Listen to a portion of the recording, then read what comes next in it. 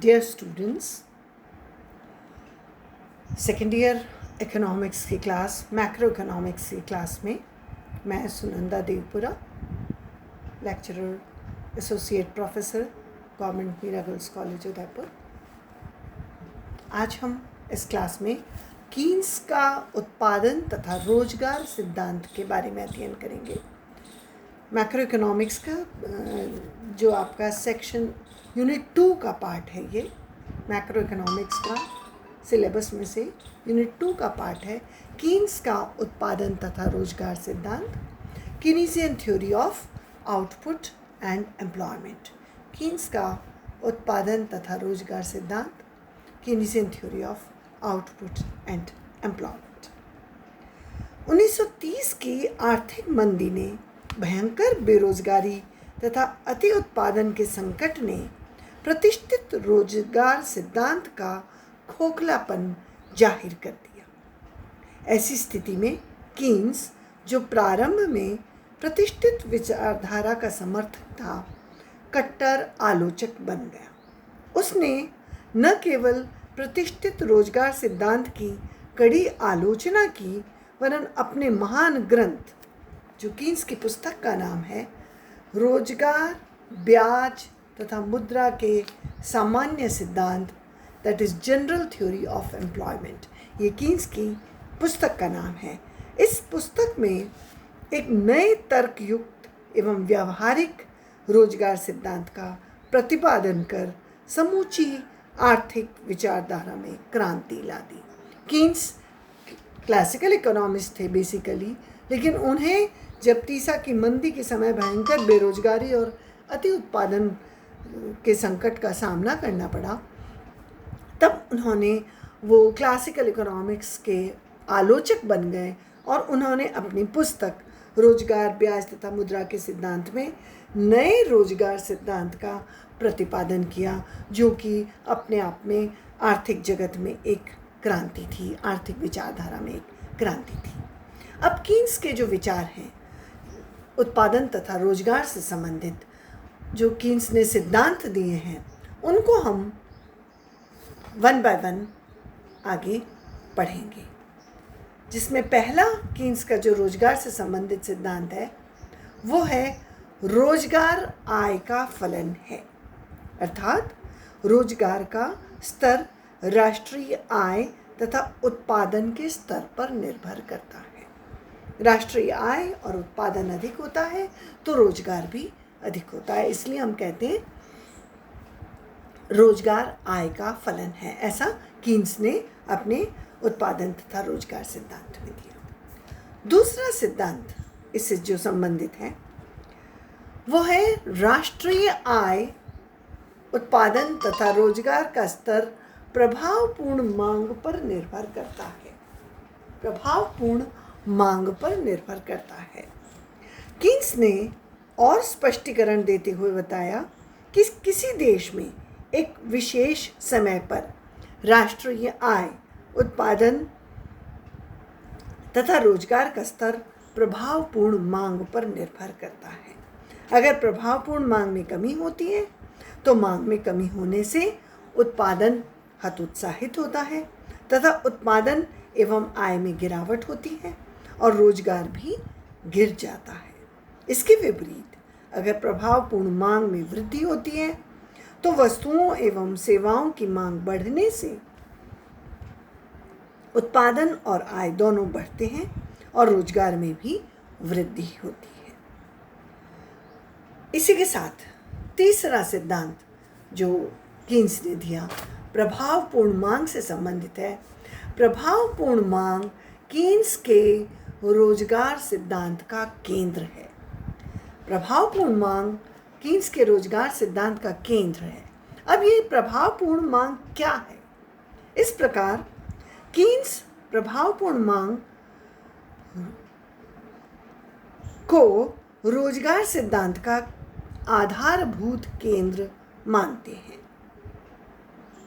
प्रभावपूर्ण मांग में कमी बेरोजगारी फैलाती है, जबकि प्रभावपूर्ण मांग में वृद्धि बेकारी दूर करने का प्रभावी तरीका है। कीन्स ने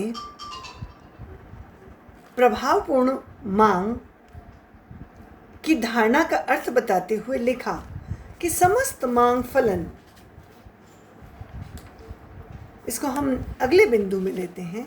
this is the fourth point जो कीन्स के अनुसार प्रभावपूर्ण मांग को स्पष्ट करता है, प्रभावपूर्ण मांग को एक्सप्लेन करता है। कीन्स के अनुसार समस्त मांग फलन यानी एग्रीगेट डिमांड फंक्शन के जिस बिंदु पर समस्त पूर्ति फलन काटता है वह प्रभावपूर्ण मांग कहलाएगा। समस्त पूर्ति फलन यानी एग्रीगेट सप्लाई फंक्शन, समस्त मांग फलन यानी एग्रीगेट डिमांड फंक्शन, ये दोनों जिस जगह एक दूसरे को काटते हैं वो बिंदु प्रभावपूर्ण मांग कहलाता है। यह उत्पादन, आय एवं रोजगार के साम्य यानी इक्विलिब्रियम को बताता है, इक्विलिब्रियम होता है। इस बिंदु पर समस्त मांग फलन समस्त पूर्ति फलन के बराबर होता है। इसको हम आगे डायग्राम के द्वारा भी एक्सप्लेन करेंगे। कीन्स के सिद्धांत को आगे बढ़ाते हुए पॉइंट 5 पर हम जाते हैं। प्रभावपूर्ण मांग को निर्धारित करने वाले दो तत्व होते हैं।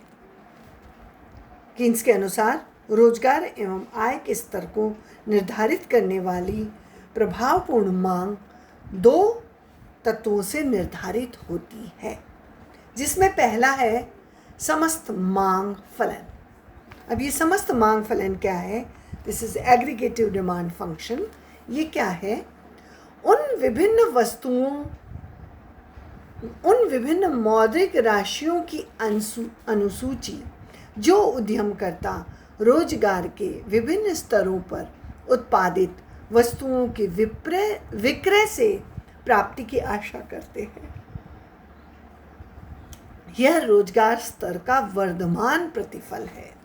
Aggregate demand is an increasing function of the level of employment, यानी समस्त मांग फलन ये रोजगार स्तर का वर्धमान प्रतिफल है। यानी this D is function of N।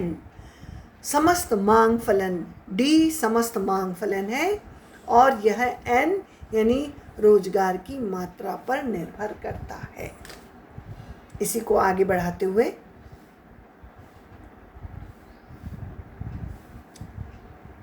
समस्त पूर्ति फलन, सेकेंड पार्ट, समस्त मांग फलन प्रभावपूर्ण मांग को एक्सप्लेन करने वाला दूसरा फैक्टर है समस्त पूर्ति फलन यानी एग्रीगेट सप्लाई फंक्शन। यह बिक्री की न्यूनतम राशियों की अनुसूची है जो रोजगार की विविध मात्राओं को प्रेरित करने के लिए आवश्यक है।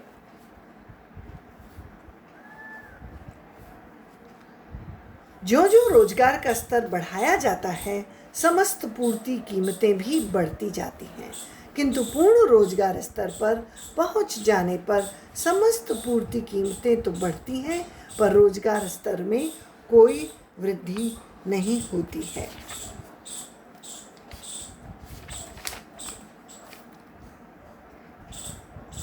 अतः जहाँ पर समस्त पूर्ति फलन समस्त रोजगार फलन को काटता है उस जगह पर संपूर्ण रोजगार संतुलन यानी फुल एम्प्लॉयमेंट इक्विलिब्रियम होता है जो पूर्ण रोजगार के स्तर को बताता है। तो ये आज हमने कीन्स के उत्पादन तथा रोजगार सिद्धांत के मुख्य बिंदुओं का अध्ययन किया, जिसमें प्रभावपूर्ण मांग कीन्स के उत्पादन तथा रोजगार सिद्धांत का की फैक्टर है, सबसे इम्पॉर्टेंट फैक्टर है। और ये प्रभावपूर्ण मांग का जो निर्धारण है वो समस्त मांग फलन एवं समस्त पूर्ति फलन के द्वारा होता है। और इसका समस्त प्रभावपूर्ण मांग का निर्धारण एग्रीगेट डिमांड फंक्शन या एग्रीगेट सप्लाई फंक्शन के द्वारा होता है। और जहाँ ये दोनों एक दूसरे को इंटरैक्ट करते हैं, काटते हैं, वहाँ पर पूर्ण रोजगार का स्तर होता है और उस जगह पर प्रभावपूर्ण मांग निर्धारित होती है। इसका जो डायग्रामेटिक रिप्रेजेंटेशन है उसको हम नेक्स्ट लेक्चर में करेंगे, पार्ट 2 में करेंगे। आई थिंक आपको कीन्स के डिमांड फंक्शन का, कीन्स के उत्पादन तथा रोजगार सिद्धांत के मुख्य बिंदु आप समझ पाए होंगे। प्लीज़ इनको रिवाइज कीजिए और नेक्स्ट क्लास में हम इसका डायग्रामेटिक रिप्रेजेंटेशन डिस्कस करेंगे। Thank you so much.